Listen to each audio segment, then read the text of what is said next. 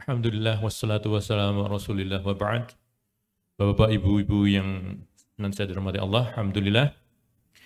Malam ini kita akan mulai kajian yang untuk sesi pertama yang insya Allah akan disampaikan oleh Ustadz Aminur Baiz Hafidhullah yang mengambil tema bersama keluarga menuju surga. Meskipun mungkin tadi sudah sedikit kenyang gitu ya. Semoga tidak mengantuk. Kalaupun nanti kalau mengantuk ada untuk sekedar coffee break, ada kopi dan teh panas di belakang bagi yang belum membuat dipersilahkan nanti. Ya. Nanti bisa Ustadz monggo nanti diatur aja bagaimana kalau untuk sudah mulai mengantuk. Sudah mulai ngantuk, kita panggilkan Kak Erlan ke sini. Begitu tadi ya. Ya, baik. Kepada Ustadz kami dipersilahkan, monggo Ustadz.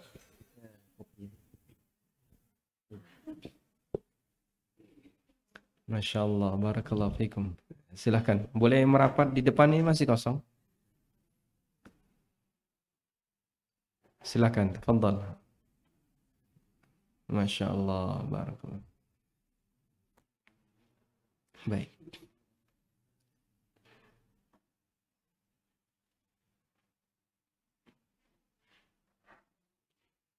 Sudah makan semua Bapak-bapak? Alhamdulillah. Assalamualaikum warahmatullahi wabarakatuh. Alhamdulillahi rabbil alamin. Wassalatu wassalamu ala ashrafil mursalin. Nabiyyina wa maulana Muhammadin wa ala alihi wa sahbihi ajma'in. Wa ashhadu an la ilaha illallah wahdahu la syarika lah. Wa ashhadu anna Muhammadan abduhu wa rasuluh. Salawatu Rabbi wa salamu alaihi wa ala alihi wa ashabihi wa man sara ala nahjihi wa stanna bisunnatihi ila yaumiddin. Alhamdulillah, puji syukur kita haturkan kehadirat Allah Subhanahu wa taala. Kita bisa berkumpul bersama dalam rangka belajar di kesempatan malam hari ini. Dan ini merupakan sesi yang pertama untuk kajian di Family Gathering yang diselenggarakan oleh KPMI Yogyakarta. Baik, tema yang akan kita bahas adalah masuk surga bersama keluarga.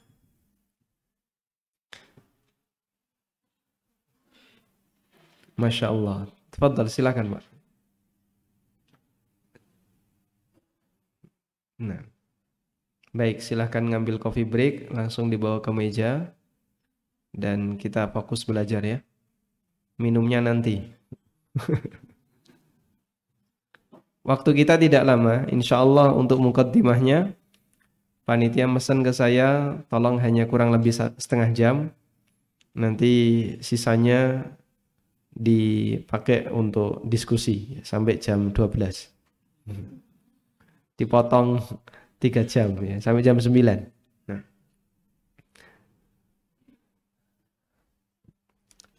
Ada hal yang sangat membahagiakan bagi kita saat kita bisa berjumpa dengan keluarga. Buktinya apa jemaah? Di dunia kita sudah diperlihatkan oleh Allah dengan hal itu. Apa contohnya? Pada saat musim lebaran atau musim liburan, di mana kesempatan masyarakat bisa ketemu kumpul keluarga itu diperjuangkan. Sampai harus beli tiket mahal, kadang harus booking jauh-jauh hari, kadang apalagi naik kereta sampai nggak kebagian tempat duduk dulu Pak ya, sebelum kereta dirapikan. Kadang ada yang dia hanya bisa berdiri di toilet. Perjuangan yang luar biasa untuk bisa mudik. Sekarang juga seperti itu. Orang rela untuk macet dalam rangka bisa mudik. Itu contoh real perjuangan yang dilakukan oleh manusia agar bisa ketemu keluarganya. Makanya begitu ada kebijakan PPKM, banyak orang yang merasa sedih karena kesempatan untuk bisa kumpul jadi tertunda. Baik. Demikian pula halnya ketika Anda merasa bahagia Anda juga tentu berharap semoga keluarga Anda yang lain juga bisa berbahagia. Saat orang tua berbahagia, dia pingin anaknya berbahagia. Saat anak itu berbahagia, dia juga pingin orang tuanya berbahagia. Kadang kita juga berharap saudara-saudara yang berada di sekitar kita juga ikut berbahagia. Karena itulah bagian dari pelengkap kebahagiaan seorang manusia adalah melihat kebahagiaan anggota keluarganya. Dan Nabi SAW ditampakkan oleh Allah nikmat itu berupa apa? Anggota keluarga beliau diberi hak istimewa oleh Allah Subhanahu wa taala berupa al-khumus, 1/5 dari Baitul Mal. Dan Rasulullah SAW meminta agar kaum muslimin menjaga ahlul bait. Maka mereka dikasih oleh Allah Ta'ala 1/5 dari Baitul Mal. Dan sampai sekarang pemerintah Saudi masih menjaga aturan memberikan 1/5 al-khumus dari Baitul Mal. Dan itu atas pesan yang diberikan oleh Syekh Muhammad bin Ibrahim, Mufti Diyar Saudi, kepada Raja Abdul Aziz. Satu mobil dengan Ustadz Irwandi jemput beliau dari stasiun menuju tempat sidang Dewan Fatwa Al-Irsyad. Yang memberikan pembukaan, sambutan pembukaan pada waktu sidang Dewan Fatwa Al-Irsyad adalah Syekh Ahmad Al-Hazimi. Beliau kepala atase keagamaan Saudi Arabia di Indonesia. Lalu beliau mengatakan Al-Hazimi itu termasuk Ahlul Bait. Al-Hazimi itu termasuk di antara marga Ahlul Bait. Kemudian saya tanya kepada beliau, ada yang istimewa dari Ahlul Bait bagi masyarakat Saudi. Pemerintah sangat memperhatikan Ahlul Bait. Sehingga pemerintah Saudi itu memberikan 1/5 dari Baitul Mal kepada Ahlul Bait Nabi SAW. Yang itu pertama kali diberikan di awal, ada di abad belakangan itu, pertama kali diberikan di zaman Raja Abdul Aziz. Padahal sebelumnya di masa Khalifah Turki Utsmani mereka banyak ditelantarkan, artinya hak 1/5 itu tidak diberikan. Itu informasi yang saya dapatkan dari beliau. Baik. Demikian pula Allah Subhanahu wa taala tampakkan hal yang istimewa bagi para sahabat Rasulullah SAW seperti Abu Bakar As-Siddiq radhiyallahu anhu. Semua keluarga Abu Bakar As-Siddiq masuk Islam. Beliau, para istri beliau, ya. Kemudian anak-anaknya, orang tuanya masuk Islam. Sehingga disebut sebagai Ahlu Baitil Khair, rumah kebaikan, karena hampir seluruh keluarga Abu Bakar As-Siddiq masuk Islam. Baik. Kita juga menghendaki yang sama. Kita berharap sebagaimana kita bahagia, semoga orang yang berada di kanan kiri kita juga ikut bahagia. Bapak Ibu, ada yang anaknya di pesantren? Ada ya? Baik. Kalau Anda di depan meja atau di atas meja makan Anda, ada makanan yang sangat nikmat, sangat lezat, semuanya serba nikmat.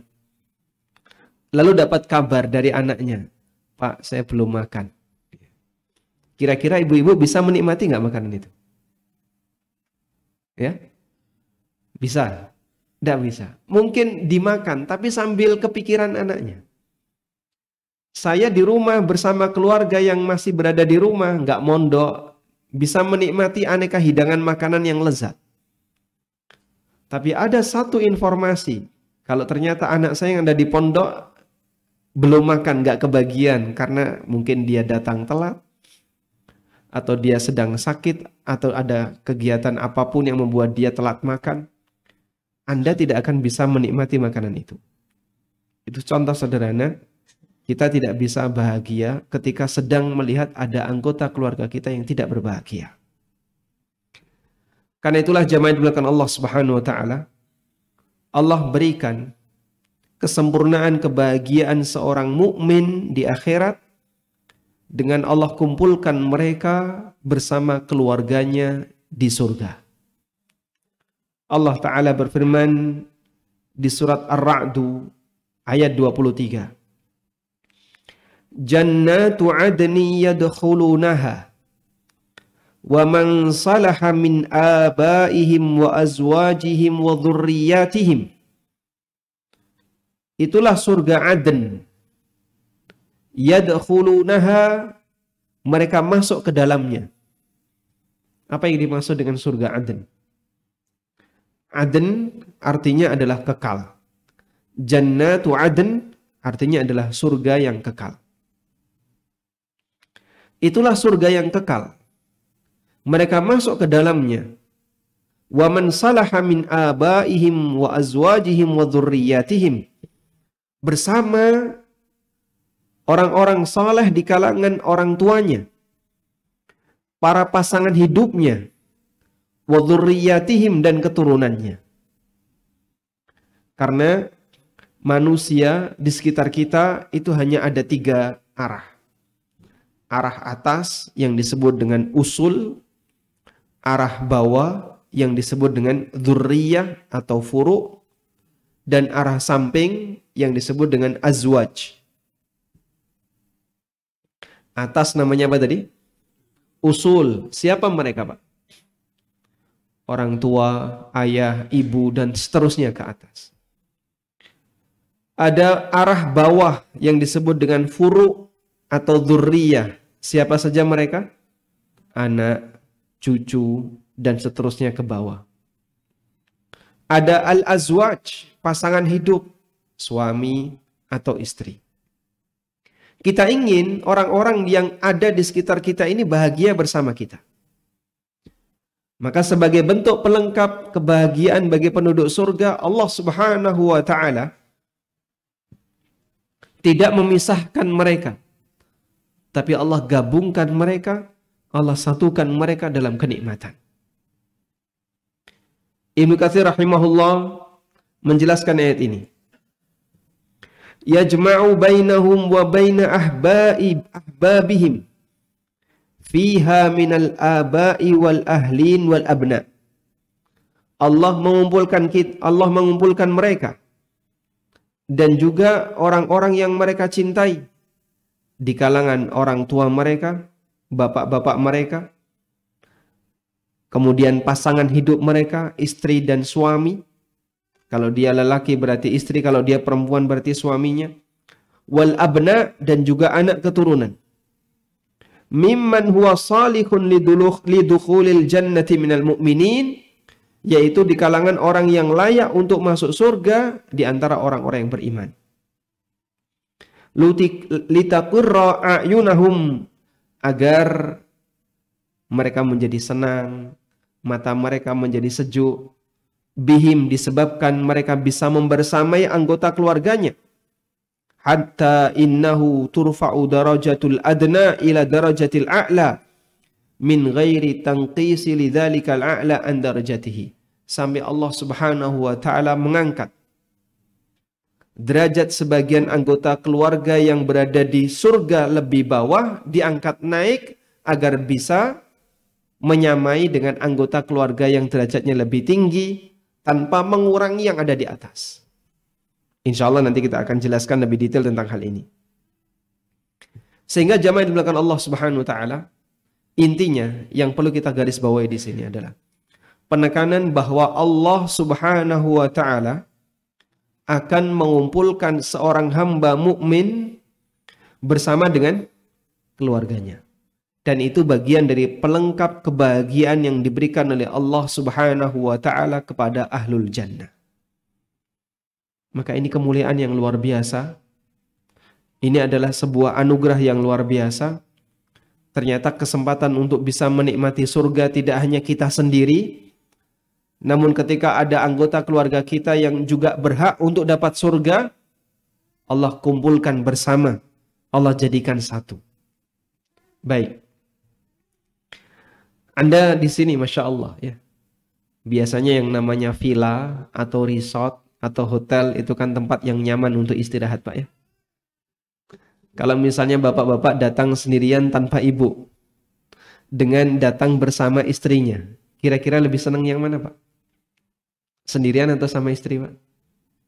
Sendirian. Senang kalau bersama keluarga ya. Apalagi kalau ditemani dengan orang tua, apalagi kalau ditemani dengan seluruh anggota keluarganya. Makanya sampai ada yang ngajak 11. 11 itu termasuk sepupu juga diajak, Pak. Masya Allah. Terus dijak kabeh sak kampung ya. Masya Allah.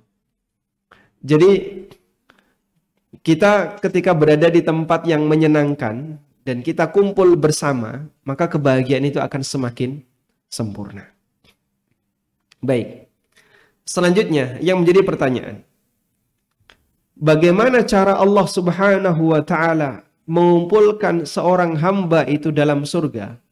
Mengumpulkan hamba bersama keluarganya di dalam surga. Sementara tingkatan iman mereka dan takwa mereka berbeda-beda. Kita meyakini surga itu bertingkat-tingkat. Nabi SAW pernah menyebutkan bahwa surga itu memiliki berapa tingkatan? 100 tingkatan. Antara satu tingkatan dengan tingkatan berikutnya itu seperti apa, Pak? Seperti kita melihat bintang. Coba Anda bayangkan, kalau Anda melihat bintang, yang kelihatan apanya? Cuman cahaya kelap-kelip bintang. Sehingga tidak kelihatan di situ ada apa saja. Dan inilah cara Allah Subhanahu wa taala untuk membuat bahagia seluruh penduduk surga tanpa harus ada perasaan iri. Ada sebagian orang yang berpikir kayak gini. Kita kalau kumpul di surga, apa kita nggak iri, Pak? Iri dengan siapa? Dengan orang yang surganya lebih tinggi. Loh kenapa? Wah itu kok bidadarinya lebih banyak. Itu kok makanannya lebih enak. Itu kok ini. Subhanallah. Tidak sama sekali. Pada waktu kita berada di surga, Allah Subhanahu wa taala jadikan antara satu tingkatan dengan tingkatan atasnya itu seperti orang yang berada di bumi melihat ke arah bintang. Sehingga tidak melihat aktivitas di situ ada apa. Makanya Pak nggak sampai bocor ya. Tanya. Meskipun mereka ada satu saat dikumpulkan oleh Allah, reuni di pasar surga. Bagaimana Pak caranya? Wallahu alam. Yang penting Allah kuasa untuk bisa membuat semua hamba-hamba yang Dia cintai bahagia di dalam surga. Selanjutnya, yang menjadi pertanyaan kita tadi ya. Jika dalam satu anggota keluarga mereka berbeda-beda tingkat takwanya, berbeda-beda tingkat imannya, berarti kan kondisi normalnya derajat di surganya berbeda-beda. Lalu bagaimana cara Allah Subhanahu wa taala menyatukan mereka? Allah Subhanahu wa taala jelaskan ini di surat At-Tur ayat 21. Silakan yang punya mushaf bisa dibuka surat At-Tur ayat 21. Ada yang bawa mushaf? Silakan buka mushafnya, buka HP ya. Insyaallah. Yang penting pokoknya ada WA-nya, HP-nya ada WA-nya, Pak. Wausan Al-Qur'an. Silakan dibuka. Surat At-Tur ayat 21. Allah Ta'ala berfirman, وَالَّذِينَ آمَنُوا وَاتَّبَعَتْهُمْ ذُرِّيَّتُهُمْ بِإِيمَانٍ أَلْحَقْنَا بِهِمْ ذُرِّيَّتَهُمْ. Orang-orang yang beriman. وَاتَّبَعَتْهُمْ ذُرِّيَّتُهُمْ بِإِيمَانٍ. Dan anak keturunannya juga ikut beriman. Apa kata Allah? أَلْحَقْنَا بِهِمْ ذُرِّيَّتَهُمْ. Maka akan aku kumpulkan mereka bersama keturunannya. Ini sama sebagaimana janji yang tadi disebutkan oleh Allah Subhanahu wa taala di surat Ar-Ra'd ayat 23. Jannatu 'adni yadkhulunaha wa man salaha min abaihim wa azwajihim wa dhurriyyatihim. Di surat At-Tur Allah berfirman, walladzina amanu, orang-orang yang beriman dan diikuti oleh anak keturunannya sama-sama beriman. Maka Allah kumpulkan mereka bersama anak keturunannya. Lalu bagaimana caranya? Allah jelaskan di lanjutan ayat. Wa ma alatnahum min amalihim min syai'. dan aku sama sekali tidak mengurangi amal mereka sedikit pun. Dan aku sama sekali tidak mengurangi amal mereka sedikit pun. Artinya Allah tidak mengurangi derajat mereka di surga sedikit pun. Baik. Para ulama menjelaskan bahwa penduduk surga ditempatkan oleh Allah Subhanahu wa taala sesuai dengan tingkatan imannya. Ada yang berada di surga lebih rendah, ada yang lebih tinggi, dan begitu seterusnya sesuai dengan tingkatan imannya. Kemudian bagaimana cara Allah Subhanahu wa taala menggabungkan mereka dengan keluarganya? Ada dua kemungkinan.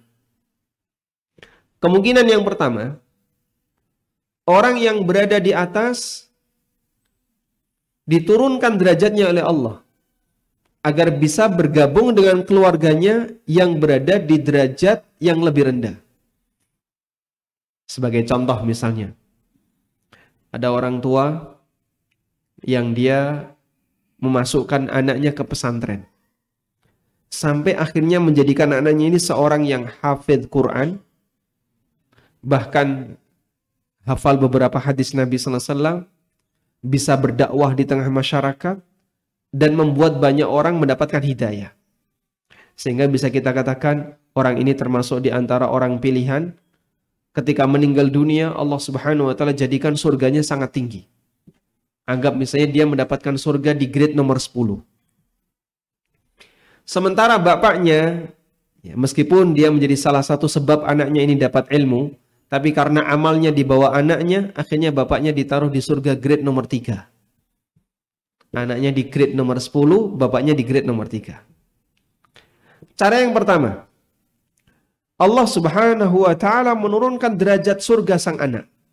Wahai kamu anak, karena aku ingin mengumpulkan kamu dengan bapakmu, dan sekarang bapakmu berada di surga nomor 3, maka agar kamu bisa bertemu dengan bapakmu, aku turunkan kamu sehingga surgamu sekarang berada di surga nomor 3. Maka Allah Subhanahu wa taala nurunkan surga sang anak. Ini kemungkinan yang pertama. Baik. Kemungkinan yang kedua, Allah Subhanahu wa taala menaikkan derajat surga sang ayah yang seharusnya dia berada di grade nomor 3, kemudian dinaikkan ke grade nomor 10 agar bisa ketemu anaknya. Tayyib. Sehingga Allah katakan kepada sang ayah, wahai bapak, aku ingin mengumpulkan kamu dengan anakmu. Karena anakmu sekarang berada di grade nomor 10, maka aku naikkan derajatmu ke atas. Sehingga bisa ketemu dengan anaknya di grade nomor 10. Pertanyaannya, dari dua kemungkinan ini, mana yang lebih tepat? Yang pertama atau kedua?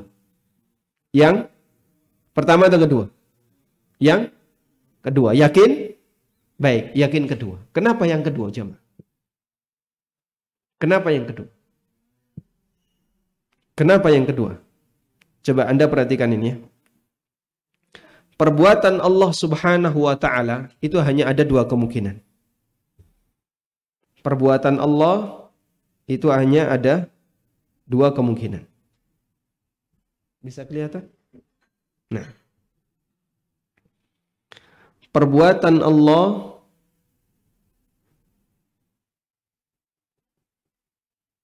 terhadap hambanya, kelihatan Pak? Ada dua kemungkinan. Antara adil dan satu lagi apa Pak? Antara adil dengan apa? Antara adil dan zalim. Mungkin nggak Allah berbuat zalim? Perbuatan Allah kepada hambanya hanya ada dua kemungkinan. Kalau nggak adil, satunya apa? Fadl. Kalau nggak adil, fadl. Baina adlun wa fadlun. Antara adil dengan fadl. Apa bedanya antara adil dengan fadl? Misalnya begini. Saya punya 5 karyawan. Pada saat masuk, mereka masuk bareng. Dan saya kasih janji. kalian punya tugas yang sama, waktu kerja kalian sama, gaji kalian sama. Per bulan kalian saya gaji 3 juta. Sehingga 5 karyawan ini saya janjikan masing-masing per bulan akan mendapatkan gaji 3 juta. Sampai akhirnya mereka bekerja. Di akhir bulan, A, B, C saya gaji 3 juta. D saya gaji 4 juta. E saya gaji 5 juta. Perbuatan seperti ini adil atau bukan?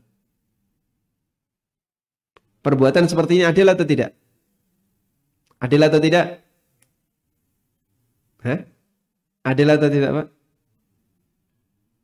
Adil. Kenapa adil? Tergantung. Karena berprestasi. Baik. Tindakan seperti ini bukan keadilan, tapi fadl. Sehingga A, B, C saya kasih sesuai dengan perjanjian. Kamu sudah bekerja dengan baik, tidak ada yang bermasalah. Kamu saya kasih sesuai dengan gaji kesepakatan kita, 3 juta. D, saya senang sama dia. Ya terserah saya kasih 4 juta. Yang E saya kasih 5 juta. Boleh nggak ABC protes? Nggak boleh. Kenapa? Kenapa nggak boleh protes? Saya tidak mengurangi hak mereka. Sehingga adil itu prinsipnya adalah tidak mengurangi hak. Tidak mengurangi hak. Ini adil. Maka kalau saya sudah menunaikan 3 juta sesuai dengan kesepakatan, A, B, C saya kasih 3 juta sesuai kesepakatan. Apakah saya mengurangi hak mereka? Tidak. Berarti saya sudah bersikap adil. Loh kok Anda ngasih kelebihan kepada D, sementara kami nggak dikasih? Oh, terserah saya, itu duit saya. Terserah saya karena itu adalah harta saya. Sehingga kamu nggak boleh protes. Ini adalah harta saya, duit saya mau kasihkan kepada D, saya mau kasihkan kepada F, terserah saya. Maka kelebihan yang saya berikan kepada D itu sifatnya fadl. Sehingga fadl adalah memberikan yang lebih dari haknya. Memberikan yang lebih dari haknya. Seharusnya dia berhak 3 juta. Tapi saya kasih 5 juta. Ya terserah saya. Dan di situ saya memberikan apa?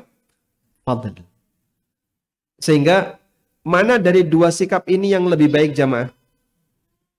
Mana dari dua sikap ini yang lebih baik? Mana yang lebih baik? Fadl.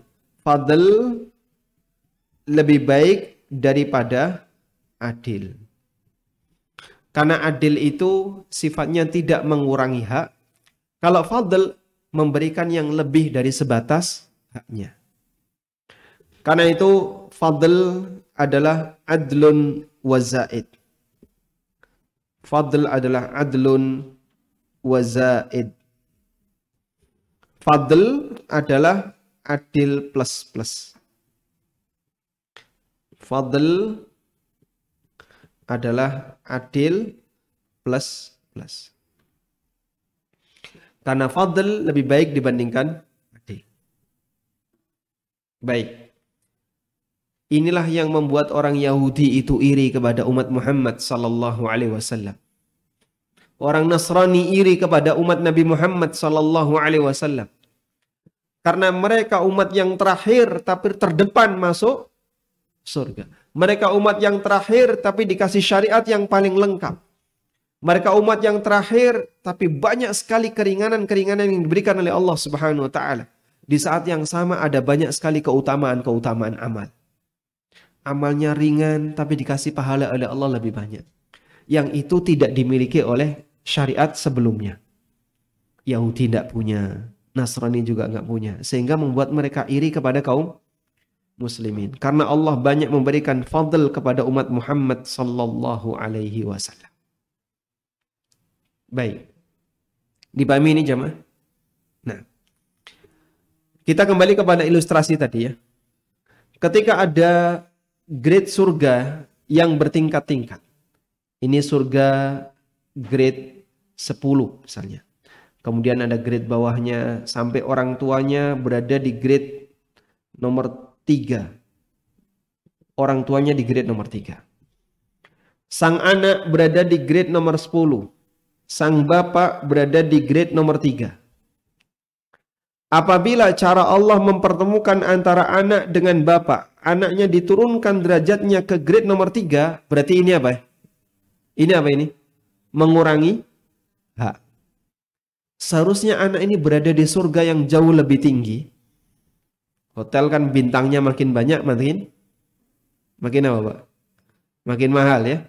Seharusnya dia berada di bintang 5, tapi ditaruh di bintang 1 misalnya. Sehingga tindakan seperti ini, nomor 1, ini mengurangi hak. Mengurangi hak. Dan bentuk mengurangi hak termasuk di antara perbuatan zalim. Mengurangi hak termasuk di antara perbuatan zalim. Baik. Cara yang kedua, Allah Subhanahu wa taala naikkan derajat bapak sehingga dia bisa naik ke atas menyusul anak yang harusnya berada di grade 3 jadi berada di grade 10. Maka cara yang kedua ini apa? Memberi lebih dari haknya. Membeli yang lebih dari haknya berarti statusnya apa tadi? Statusnya apa? Fadl. Ini adalah amal fadl. Dan fadl itu lebih dari sebatas adil. Karena itulah ketika ada sebagian hamba yang dia beramal sedikit tapi dimasukkan oleh Allah ke dalam surga yang tinggi. Terserah Allah, itu haknya Allah. Wallahu dzul fadlil azim. Dan Allah Subhanahu wa taala memiliki karunia yang besar. Makanya kalau minta sesuatu Nabi sallallahu alaihi wasallam sarankan, jika kamu mau minta surga, mintalah apa? Al-Firdaus. Gak usah malu, Pak, amal kita kayak gimana, Pak? Orang yang sholatnya saja masih sering telat, Jumatan kadang tidur, kajian gak pernah nyatet, tahajud sering bolos, puasa sunnah juga jarang. Kok tiba-tiba minta surga yang paling tinggi? Gak usah merasa malu, Robmu itu zat yang sangat kaya raya. Dan kalaupun dia memberi, apakah kuasa Allah jadi berkurang? Beda dengan kita ya. Anda kalau wakaf misalnya keluar sekian puluh juta, hartanya berkurang nggak? Secara zahiriyah berkurang, secara lahir berkurang. Yang seharusnya saldonya 100 juta, karena dipakai wakaf 10 jadi 90 juta. Tapi Allah Subhanahu wa ta'ala kalaupun memberikan karunia yang besar kepada hambanya, sepeser pun itu tidak mengurangi kuasa dan kerajaan Allah Subhanahu wa ta'ala. Karena itulah disebutkan dalam sebuah hadis yang sahih. Andaikan, dan hadisnya adalah hadis qudsi. Andaikan semua hamba itu berdoa kepada Allah Subhanahu wa ta'ala dengan aneka permohonan yang mereka inginkan. Lalu Allah Subhanahu wa ta'ala kabulkan semua doanya. Kata Nabi SAW bagaimana? Sepeser pun itu tidak mengurangi kerajaan Allah Subhanahu wa ta'ala, selain seperti layaknya engkau mencerupkan jarum ke dalam air laut, kemudian kau angkat itu jarum. Berapa kira-kira air yang nempel di jarum dibandingkan dengan air laut? Gak perlu dibandingkan. Saking luasnya karunia Allah Subhanahu wa ta'ala. Tayyib. Dan ini sering saya jadikan sebagai sebuah motivasi. Jadi Bapak Ibu yang dimakan Allah Ta'ala, menaruh anaknya di pesantren atau di tempat di mana mereka bisa belajar agama dalam rangka untuk mengantarkan mereka menjadi seorang yang lebih dekat kepada Allah dan ajaran Nabi SAW. Itu sebenarnya kita sedang investasi. Tapi Pak, kok rata-rata mahal, kenapa ya Pak? Coba bayangkan, kalau anak Bapak surganya jauh lebih tinggi dibandingkan bapaknya. Ada harapan seperti ini Pak. Semoga kamu nanti bisa menarik bapakmu untuk bisa menduduki surga yang lebih tinggi. Mungkin bapakmu gak pernah baca Quran. Baca Quran masih beletot-beletot susah ya. Kadang panjang dibaca pendek, pendek dibaca panjang. Ya. Kadang idgham tidak idgham, kadang ikhfa dibaca idhar. Jadi nggak karuan. Dan itu pun jarang. Kalau Ramadan sembunyi-sembunyi ketika baca Quran, dan tidak ketahuan nggak bisa. Dan belum tentu setahun khatam. Tapi kita berharap, semoga kamu, wahai anakku, bisa jauh lebih baik dibandingkan orang tuamu. Kamu harus belajar Al-Quran lebih baik, menghafal Al-Quran lebih baik, menghafal agama lebih baik. Jadilah engkau orang yang lebih bertakwa dibandingkan bapakmu. Semakin bertakwa, semoga surgamu makin tinggi. Kita punya harapan. Kalaupun nanti saat saya mati, saya berada di posisi surga yang rendah, semoga anakku bisa mendapatkan surga yang posisinya lebih tinggi. Jadinya jamaah yang dimulakan Allah, sebenarnya memberikan pendidikan yang baik bagi anak itu adalah investasi dari orang tua. Tayyib. Dan berdasarkan hadis ini atau berdasarkan ayat ini, kita juga bisa memahami bahwa dalam sebuah keluarga manusia itu mereka saling bahu-membahu untuk menaikkan derajatnya, saling menyeret untuk bisa masuk surga. Makanya kita berharap dengan adanya keturunan yang baik, yang paham tauhid, yang mereka lebih bersih hatinya dibandingkan orang tuanya. Kita mengenal sunnah di usia berapa jamaah? Ya? Ada yang mengenal sunnah di usia setelah kuliah. Ada yang baru beberapa tahun yang lalu. Sebelumnya, sebelum kita kenal kajian tauhid dan sunnah, mungkin ada di antara kita yang pernah main jimat. Mungkin ada di antara kita yang pernah bertransaksi riba, bahkan banyak ya. Mungkin di antara kita pernah tenggelam dalam maksiat. Nah, kita berharap anak kita lebih bersih. Nabi SAW, sewaktu beliau menyampaikan ada 70.000 umat beliau yang akan masuk surga tanpa hisab, tanpa azab. Beliau menyampaikan, wa minhum may yadkhulunal jannah bighairi hisabin wala azab. Di antara mereka ada orang yang masuk surga tanpa hisab, tanpa azab. Beliau sampaikan itu titik, lalu masuk rumah. Akhirnya sahabat itu debat. Sahabat itu diskusi. Siapa itu 70.000 orang yang bisa masuk surga tanpa hisab, tanpa azab? Salah satu di antara pernyataan yang disampaikan oleh sebagian sahabat adalah, mungkin mereka adalah manusia yang sejak lahir sampai mati tidak pernah menyekutukan Allah Subhanahu wa taala. Gak pernah berbuat syirik. Dan para syurahul hadis, para ulama yang menjelaskan hadis ini, seperti yang pernah disampaikan oleh Syekh Salim bin Id al-Hilali dalam syarah Riyadhus Shalihin, beliau mengatakan hadis ini menunjukkan, keterangan sahabat ini menunjukkan keutamaan manusia yang dia tidak pernah bersentuhan dengan kesyirikan dari lahir sampai mati. Dan keistimewaan itu dimiliki oleh mereka yang lahir di lingkungan keluarga yang muslim. Orang tuanya muslim, lingkungannya muslim. Sehingga dia sama sekali tidak pernah bersentuhan dengan perbuatan kesyirikan. Beda dengan kita ya. Dulu mungkin waktu kita masih kecil, atau kita ketika menginjak usia remaja, ada yang pernah bermain misalnya jimat, atau pernah bermain kanuragan, ya, ilmu kebal dan seterusnya. Mungkin di antara kita pernah bersentuhan dengan kesyirikan. Nah, kita berharap semoga anak kita lebih bersih dibandingkan orang tuanya. Wallahu ta'ala alam. Baik. Cukup jamaah?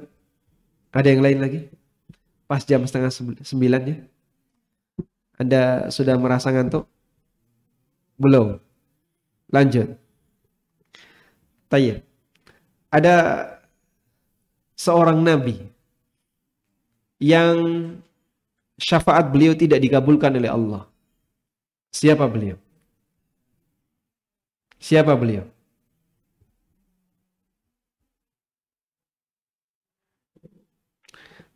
nabi yang syafaatnya tidak dikabulkan oleh Allah Subhanahu wa taala.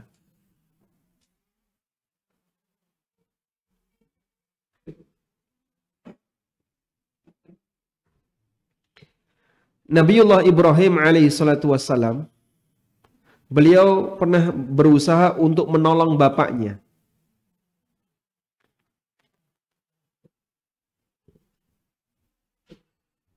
Tukhzini yauma yub'atsun. Coba saya sebutkan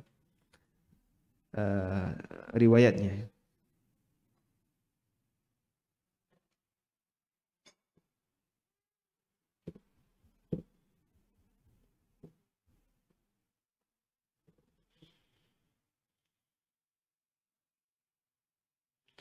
Disebutkan dalam hadis yang sahih, Nabiullah Ibrahim alaihi salatu wassalam pernah memohon kepada Allah Subhanahu wa taala untuk bisa menyelamatkan bapaknya.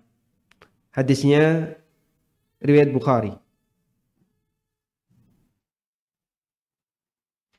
Baik.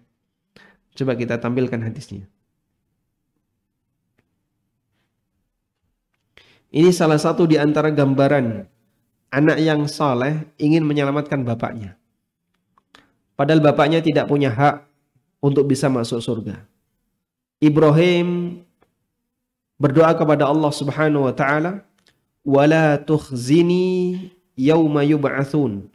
Janganlah engkau membuat aku sedih pada hari di mana mereka dibangkitkan, pada hari manusia dibangkitkan. Maksudnya adalah di hari kiamat. Qala al-Bukhari, Imam Bukhari menyebutkan tafsir ayat ini, wala tukhzini yauma yub'atsun. Dari Abu Hurairah radhiyallahu anhu, dari Rasulullah sallallahu alaihi wasallam beliau bersabda, Inna Ibrahim ra'a abahu yaumal qiyamah alaihi al-ghabarah wal qatarah. Sesungguhnya Ibrahim melihat ayahnya di hari kiamat, sementara ayahnya itu ada kotoran tanah dan debu di badannya. Dalam riwayat yang lain, Nabi SAW bersabda, Yalqa Ibrahimu abah. Ibrahim ketemu bapaknya. Fayaqul, lalu Ibrahim mengatakan, Ya Rabbi, wahai Rabbku, Innaka wa'adtani annaka la tukhzini yaumal qiyamah.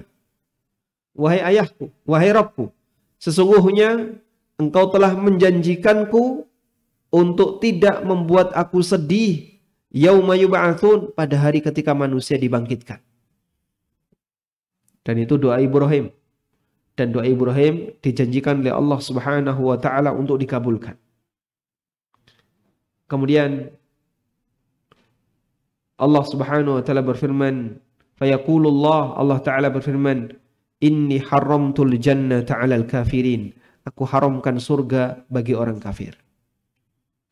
Usaha yang dilakukan oleh Ibrahim untuk apa? Menyelamatkan ayahnya.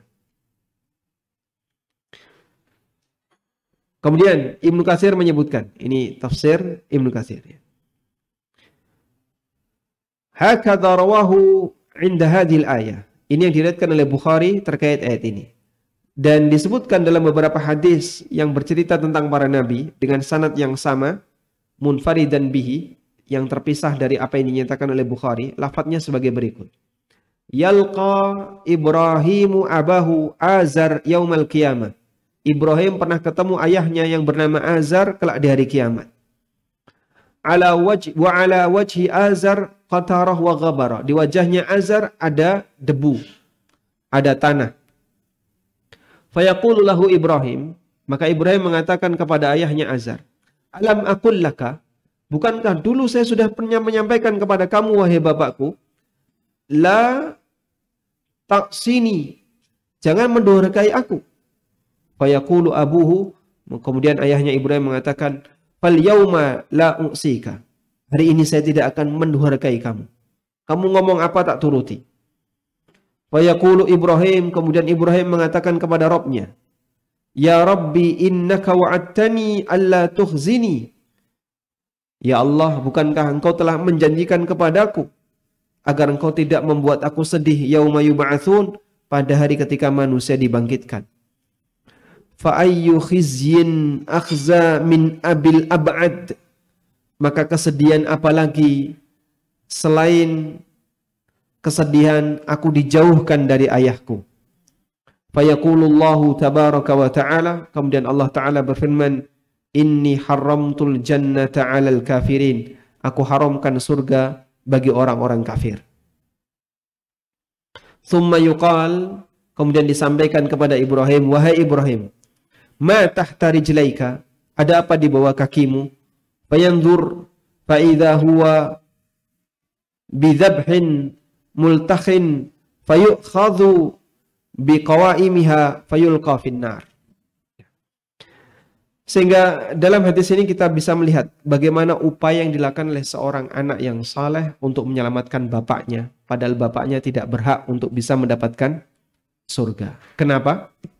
Karena bapaknya mati kafir. Dan ini menunjukkan bahwa syafaat Nabi itu kalau tidak dikehendaki oleh Allah, maka apa jemaah? Tidak akan terjadi. Tayyib.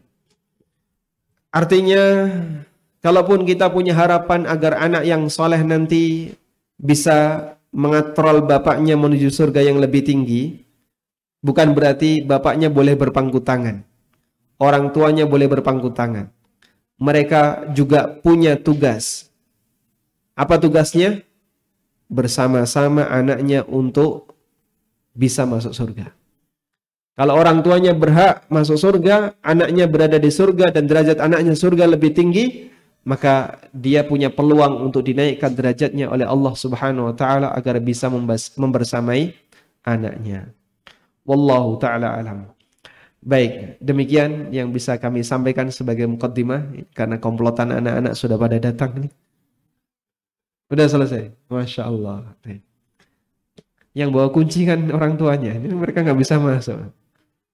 Nanti kalau main di kolam renang bahaya ya. Nah, baik. Selanjutnya kami kembalikan kepada pembawa acara. Wassallallahu ala nabiyyina Muhammadin wa ala alihi wa sahbihi wasallam.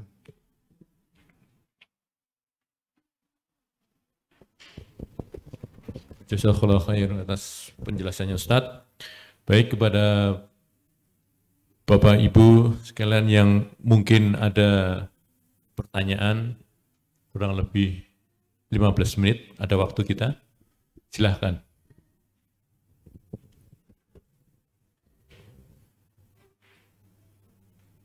Monggo. Silahkan. Infonya ada yang mau menyampaikan sesuatu tentang zakat atau apa? Ada yang kemarin mau menanyakan sesuatu mungkin di luar tema ini? Oh, insyaallah.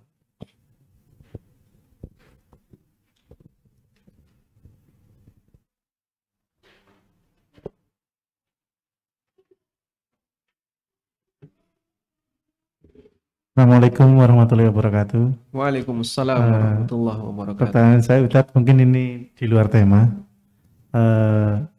Ingin saya tanyakan tentang zakat. Zakat yang kita keluarkan, ini kan zakat mal ya, zakat penghasilan. Itu kan harus satu nisab dan ada ketentuan-ketentuannya. Nah, yang ingin saya sampaikan, satu nisab dan? Nah, enggak, ketentuannya gini Dan. Ada ketentuannya. Nah. Saya mengeluarkan zakat itu untuk misalnya ke keluarga. Memang keluarga itu terlilit utang.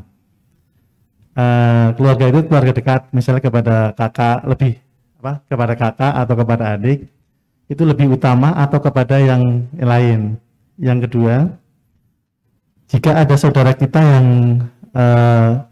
misalnya keponakan, berarti anaknya dari mas atau anak dari adik, dia sedang menempuh pendidikan, tapi orang tuanya tidak mampu untuk membayarkan misalnya itu SPP-nya, sementara misalnya ponakan kuliah di kedokteran, pada saat pembayaran semesteran orang tuanya nggak punya uang. Nah, kita mengeluarkan uang itu untuk membayari anak keponakan dari uang zakat itu bisa atau enggak? Terus yang lain, misalnya kepada saudara yang misalnya gini tadi, kakak misalnya terlilit utang, udah kita tutup, kita keluarin dari uang zakat. Nah, berjalannya waktu yang kakak ini kita tolong, berjalannya waktu dia mungkin ada kebutuhan lagi, tapi bukan masalah terlilit utang. Dia minta bantuan, apakah kita bisa tolong dengan keluarkan dari zakat kita? Terima kasih. Assalamualaikum warahmatullahi wabarakatuh. Minta bantuannya dalam bentuk, tujuannya untuk apa ya? Yang kedua. Yang kedua misalnya untuk SPP anaknya gitu, untuk kebutuhan sekolah anaknya. Nah. Tapi beliau sudah nggak punya utang ya? Sudah nggak punya utang. Baiknya kita keluarkan dari zakat atau kita sedekah? Baik. Nabi SAW menyebut zakat yang diberikan kepada kerabat memiliki dua nilai. Shadaqatun wasilah. Bernilai dua. Yang pertama adalah bernilai sedekah dan bernilai silaturahmi.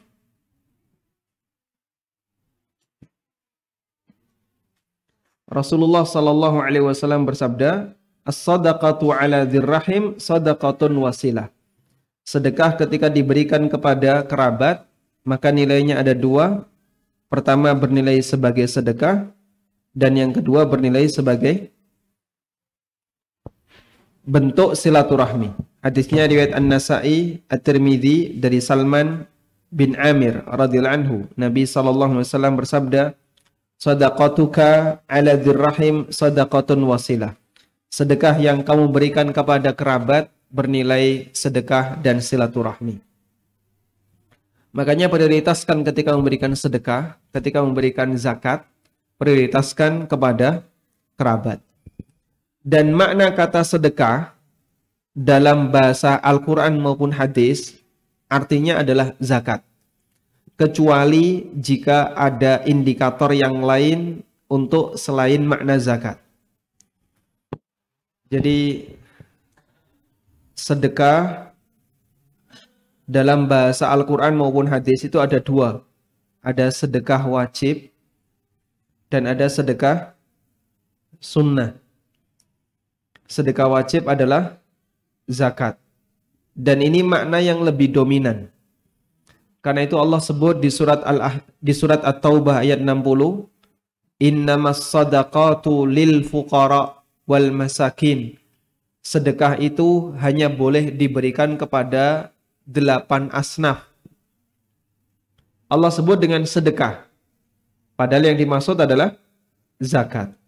Karena makna kata shadaqah dalam Al-Quran maupun hadis, dominan maknanya adalah sedekah yang artinya wajib, yaitu zakat. Kemudian ada sedekah yang statusnya sunnah, yaitu sedekah selain zakat, sedekah biasa. Seperti sabda Nabi SAW tentang zakat fitrah, "Faman addaha qabla salati fahiya zakatun makbulah." Barang siapa yang menunaikan zakat fitrah sebelum salat Id, maka jadi zakat yang diterima. "Wa man addaha ba'da salati fahiya sadaqatun minas sadaqat." Tapi kalau ditunaikan setelah salat Id, maka jadinya sedekah biasa. Sehingga di situ ada istilah sedekah dalam hadis yang mananya adalah sedekah sunnah. Baik. Kembali ke sini. Selanjutnya kita akan berbicara tentang apa hukum sedekah atau memberikan zakat untuk kebutuhan kuliah di kedokteran. Jadi jamaah dimuliakan Allah Subhanahu wa taala, penerima zakat itu dibatasi. Ada 8 golongan seperti yang Allah sebutkan di mana? Quran surat At-Taubah ayat berapa? Ayat 60. Baik. Sebutkan ada 8 apa saja itu? Fakir, miskin, amil. Urutannya sesuai urutan. Fakir, miskin, amil. Selanjutnya mu'allaf. Berikutnya wafir riqab, budak. Selanjutnya wal gharimin, orang yang terlilit utang. Wa bani sabil wa fi sabilillah. Ada 8 golongan yang berhak dapat zakat. Saya urutkan ulang. Fakir, miskin, amil, mu'allaf. Kemudian budak, terus gharimin, ibnu sabil, fi sabilillah. Sudah? Tayyib. Jika keluarga Anda adalah orang yang miskin, maka dia berhak dapat zakat sebagai orang miskin. Bagaimana kalau dia bukan miskin? Cuman kalau disuruh bayar biaya kuliah anaknya yang kuliah di kedokteran, gak kuat. Karena biayanya terlalu mahal. Boleh nggak zakat itu diberikan untuk menutupi biaya kuliah? Sehingga pembahasannya zakat untuk biaya kuliah. Kalau tadi ya, keluarga Anda orang miskin, gak ada masalah. Dia berhak dapat zakat sebagai orang miskin. Tapi ada orang yang tidak miskin, meskipun juga nggak kaya. Sehingga kalau disuruh untuk membiayai, menutup biaya kuliah kedokteran, nggak sanggup. Berarti dia tidak berhak zakat sebagai orang miskin. Nah, kemudian yang jadi pertanyaan, apakah dia berhak dapat zakat untuk menutupi biaya kuliah di kedokteran? Salah satu di antara materi yang dibahas dalam sidang Dewan Fatwa yang ke-9 kemarin adalah aktualisasi dari makna fi sabilillah. Fi sabilillah sebagai salah satu dari penerima zakat itu cakupannya seperti apa? Ada perbedaan pendapat antar anggota Dewan Fatwa. Kalau yang disampaikan oleh pemateri dalam hal ini adalah Al-Ustadz Anas Burhanuddin. Beliau menyampaikan fisabilillah itu hanya khusus untuk jihad. Selain jihad nggak masuk. Namun kalau yang disampaikan oleh Al-Ustadz Dr. Arifin Badri, fisabilillah itu tidak hanya mencakup jihad senjata, tapi juga jihad bil lisan. Dalam rangka untuk menggiring opini masyarakat agar mereka tidak terpengaruh dengan pemikiran yang menyimpang. Seperti yang dilakukan oleh para asatidzah dakwah Ahlussunnah, menyebarkan buku, kemudian artikel-artikel yang bermanfaat, termasuk mendukung channel-channel YouTube yang isinya adalah mengajarkan Al-Quran dan Sunnah. Pendapat yang kedua ini pendapatnya Al-Ustadz Dr. Arifin Badri. Adu argumen dua pendapat ini. Dan di antara anggota sidang yang ada yang mendukung pendapatnya Ustadz Arifin, ada yang mendukung pendapatnya Ustadz Anas. Dan nampaknya forumnya lebih mengerucut kepada pendapat yang kedua. Forumnya lebih mengerucut kepada pendapat yang kedua. Sehingga fisabilillah yang berhak untuk dapat zakat adalah satu apa tadi? Jihad dalam bentuk senjata, perang, dalam bentuk perang.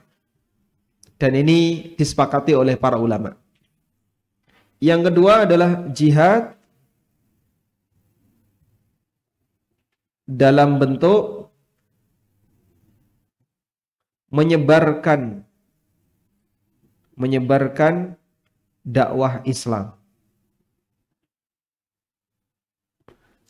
Karena Allah Subhanahu wa taala perintahkan kepada nabinya untuk berjihad melawan orang munafik.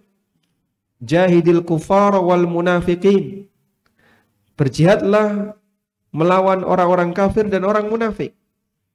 Dan jihadnya Nabi SAW melawan orang munafik itu tidak dengan senjata, tapi dengan apa? Dengan penjelasan, menyampaikan kebenaran. Karena sejak masa silam, orang munafik itu suka menyebarkan kesesatan di tengah masyarakat, racun-racun pemikiran di tengah masyarakat. Maka jihad dalam hal ini diperintahkan untuk melawan orang munafik dengan cara meluruskan pemahaman yang menyimpang dari mereka. Sudah? Sehingga berdasarkan hal ini, maka zakat bisa digunakan untuk mendukung kegiatan dakwah Islam. Baik. Nah sekarang, kalau kita bicara masalah kegiatan dakwah Islam, berarti ilmu agama ini bisa dijadikan sebagai apa? Bisa dijadikan sebagai sasaran zakat. Ada pondok pesantren tahfidz yang di situ ada santrinya nggak mampu bayar atau mau digratiskan, maka itu bisa didukung dengan penyaluran zakat. Tapi kalau ilmu dunia ini yang jadi pertanyaan. Ilmu dunia apakah masuk ke sini jamaah? Masuk atau tidak? Tidak. Karena secara umum orang belajar ilmu dunia tujuannya bukan dalam rangka untuk mendukung dakwah Islam, tapi tujuannya untuk kepentingan pribadi. Nanti kamu kalau jadi dokter bisa buka praktek, punya klinik, sehingga kamu jadi orang yang berada, kamu jadi kaya. Sehingga kembali kepada kepentingan pribadi. Karena itulah jika yang dipelajari adalah ilmu dunia, maka wallahu alam tidak masuk dalam kategori fi sabilillah. Sehingga keluarga Anda tadi, apakah dia berhak dapat zakat? Kalau dia orang miskin berhak, tapi kalau tidak, bukan orang miskin, maka dia tidak berhak. Baik, kemudian terkait orang yang punya kebutuhan, namun belum sampai pada tingkatan membuat dia jadi miskin atau tidak membuat dia terlilit utang, bolehkah ditutupi dengan zakat? Wallahu alam, pada asalnya tidak boleh. Karena itu sebagai solusi, Anda bisa berikan uang itu kepadanya sebagai sedekah biasa atau sebagai utang yang nanti wajib untuk dikembalikan. Kalau beliau bersedia seperti itu, silahkan. Wallahu a'lam. Tayyib, cukup insyaallah. Ada yang lain?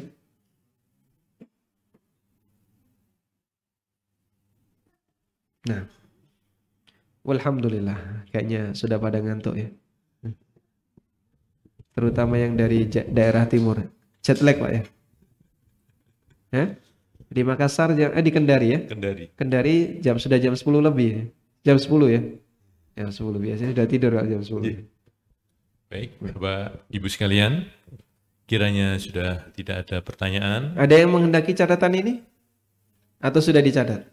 Kalau sudah dicatat berarti nggak usah saya share ya? Perlu di-share. Perlu di-share ya, baik. Nanti saya share dalam bentuk gambar. Nah. Baik, Bapak Ibu sekalian, kiranya sudah pas jam 9 ini ya. Bapak Ibu bisa beristirahat dan besok pagi insya Allah ada kajian pagi. Bapak Ibu mungkin bisa mempersiapkan pertanyaan mulai sekarang, apa kiranya mau ditanyakan untuk besok pagi. Dan mari kita akhiri bersama kajian kali ini dengan kafaratul majelis. Subhanallah wa bihamdika asyhadu an la ilaha illa anta astaghfiruka wa atubu ilaik.